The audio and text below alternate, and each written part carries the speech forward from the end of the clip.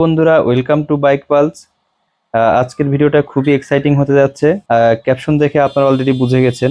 হ্যাঁ, আপনারা যেটা ধরতে পাচ্ছেন যে বাইক ওয়াশ নিয়ে আজকে কথা বলবো এবং আপনাদেরকে দেখাবো কিভাবে প্রপারলি বাইকটা ওয়াশ করবেন। এখন বলি, বাইক টাইম মতো ওয়াশ না করলে আপনার কি কি ধরনের সমস্যা ফেস করতে পারেন। সবসময় প্রথমত যেটা দেখা যায়, আপনার যদি বাইকে অনেকদিন কাদামাটি ভাবে লেগে থাকে, সেই ক্ষেত্রে কিন্তু মরিচা ধরার একটা সম্ভাবনা থাকে।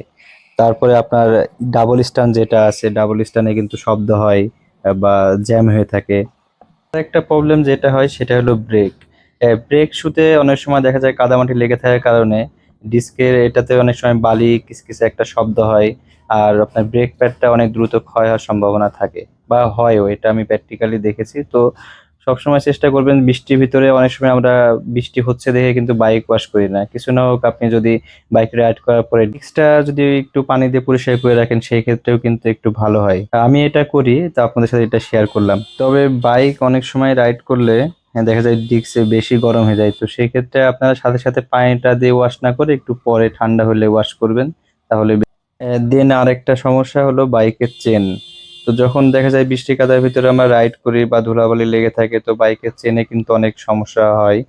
বাইকের চেন অনেক ময়লা জমে থাকে, সেক্ষেত্রে কিন্তু চেন থেকে একটা ভাইব্রেশন হয় বা খসখসে একটা আওয়াজ হয়। তো এটাতে চেনে কিন্তু সেরকম পারফরমেন্সটা পাওয়া যায় না। এই জন্য বাইকটা সবসময় পরিষ্কার করলে দেখা যায় কি চেনটা ওই সময় পরিষ্কার হয়ে যায় এবং লুপ টুপ দেয়। আর চেন লুপটা আপনার চেষ্টা করবেন রেগুলার ইউজ করার জন্য, কারণ চেন লুপ ইউজ করলে চেনটাও ভালো থাকে।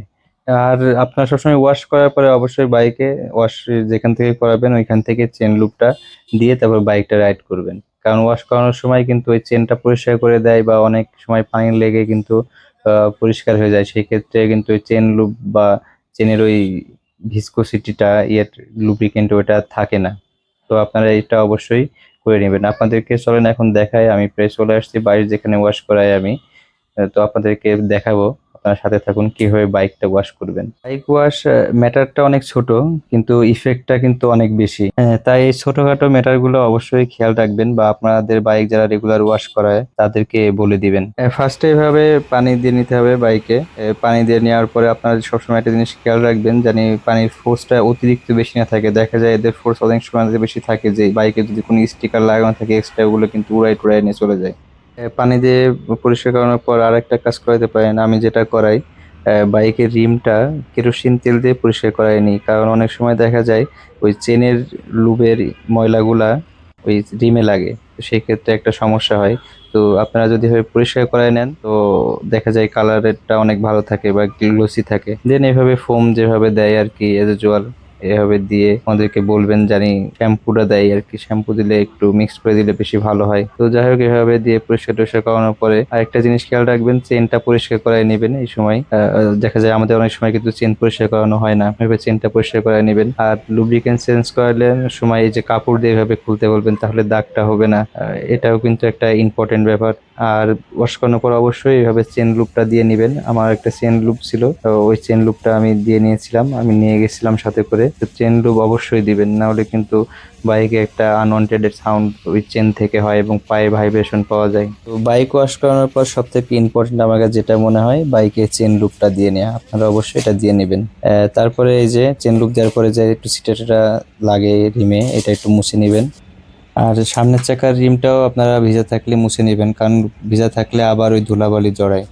আর আমার কাছে এই যে ফ্লেমিঙ্গোর একটা গ্লোসি দেয় একটা স্প্রে ছিল, আমি এটা ইউজ করছি কিছুদিন। তো এটা একটু দিয়ে নিলাম, তাহলে দেখা যায় ওয়াশটা করলে অনেকদিন বাইকটা চকচকা থাকে আর কি। কিছুদিন 4-5 দিন দেখা যায়, বা এক সপ্তাহ ওয়াশ না করলেও সমস্যা হয় না। এটা দেওয়ার সময় অবশ্যই খেয়াল রাখতে হবে বাইকে জানি দুইটা যে ব্রেকের ডিস্ক এটাতে জানি না লাগে।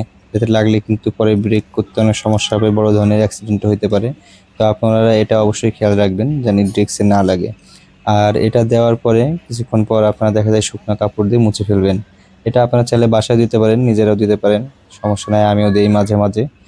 তো আজকে বন্ধুরা এই পর্যন্তই, দেখা হবে নতুন কোনো ভিডিওতে। Thank you.